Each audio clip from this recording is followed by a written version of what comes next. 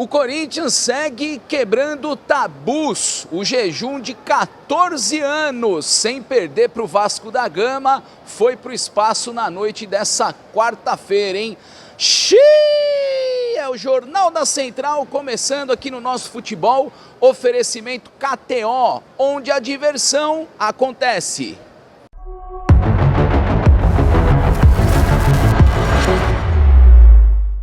Bom, família, vamos lá. O Corinthians, depois de tomar uma surra do Cruzeiro no Mineirão, foi derrotado mais uma vez. Tudo bem que o primeiro tempo ainda foi razoável, mas no segundo tempo o Corinthians não jogou bola, aliás, apanhou da pelota e viu o Vasco da Gama vencer a partida por 2-0. Destaque do jogo foi um prata da casa, né? Foi um menino do terrão que saiu de uma maneira até obscura, os valores ficaram aí na interrogação, dizem que o clube ainda não recebeu R$1 sequer a respeito dessa transação, mas o destino foi caprichoso e o Lucas Piton foi o melhor jogador da partida, fez o gol, né, que abriu os trabalhos aí para o Vasco da Gama, o Caldeirão ferveu, São Januário naquele clima realmente, né, elétrico, a torcida empurrando o mesmo time os 90 minutos, e o segundo gol, um segundo gol de falta que muitos criticaram o Matheus Donelli, já que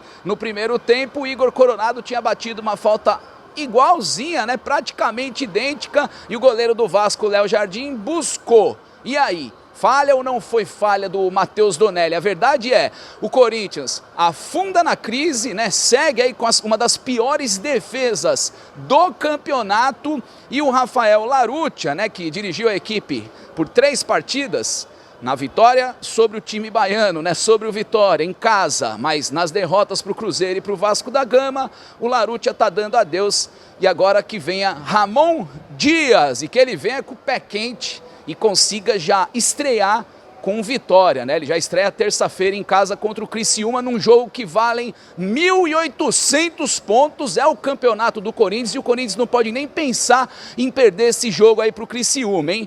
Bom, vamos ver as últimas palavras aí do Larrutia. Então, como é que foi essa coletiva? Não teve zona mista, nenhum jogador falou, né? Caiu um toró logo depois do apito final, que acabou prejudicando muitos planos aí de fazer entrevistas com os jogadores, mas a sala de imprensa recebeu o Larrutia e o Larrutia falou.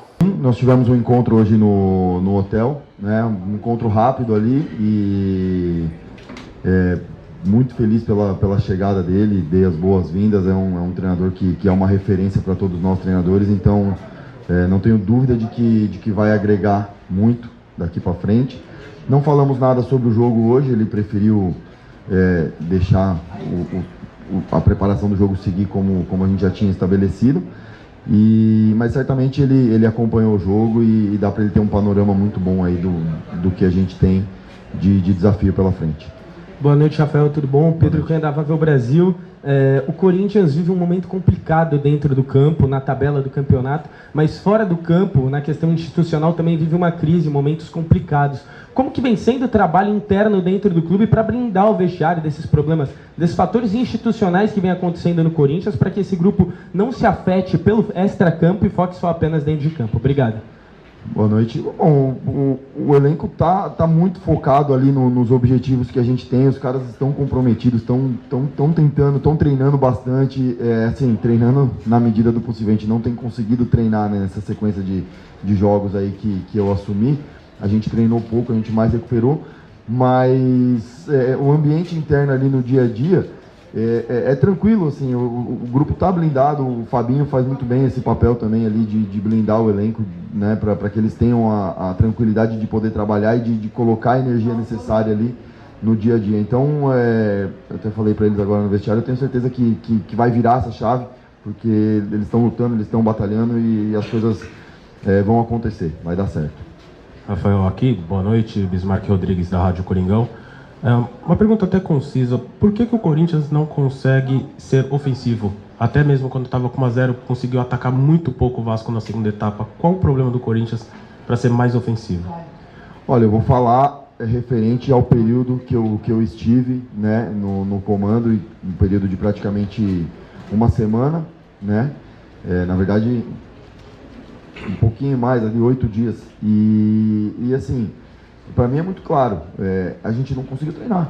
A gente tem pouco treino para desenvolver uma ideia, para desenvolver algum conceito ofensivo. A gente estava muito focado em recuperar os atletas fisicamente, para que eles estivessem prontos para o jogo, né, com nível físico bom, mas ao mesmo tempo a gente não consegue desenvolver uma ideia dentro de campo. Nesse período é muito complicado de desenvolver uma ideia. Então a gente prezou muito ali pela recuperação deles, pelas conversas e ajustes estratégicos no jogo, para que a gente tivesse equilíbrio no jogo e aí dentro desse equilíbrio a gente conseguisse encontrar confiança e liberdade para desenvolver algumas dinâmicas ofensivas.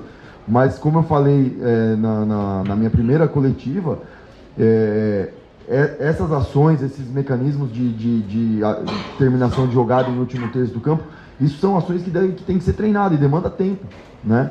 Então, assim como todos os comportamentos no jogo, é repetição, é repetir, treina, você estimula um comportamento e repete, até que isso se torne automático e aconteça com fluidez no jogo.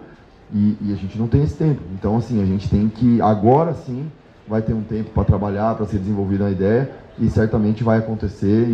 É isso, essas foram as últimas palavras então do Larrutia, né? 2 derrotas, 1 vitória na conta, e na sequência que vem então o Ramon Dias. Atenção, hein? Ainda sobre a informação maluca, meio surreal de Mário Balotelli no Corinthians, apesar de ter alguns veículos que cravam a chegada do italiano ao timão, eu perguntei diretamente para o presidente Augusto Melo, tete a tete, em off, já que ele não quis gravar entrevistas, e ele negou com veemência essa possibilidade aí do Balotelli vir jogar no Corinthians. E aí, em quem acreditaremos? Na palavra do presidente Augusto Melo ou na maioria esmagadora aí, né, dos veículos de imprensa que estão cravando o Balotelli aí no timão? Então, vamos aguardar as cenas dos próximos capítulos. Eu deixei o melhor para o final, né? Já que o time principal não tem dado alegrias para a torcida, pelo menos o Sub-20 venceu nessa quarta-feira, uma grande vitória, vitória de virada, e o meu amigo Alex Dinarte vai contar como é que foi essa grande vitória na Fazendinha. Fala, Alex!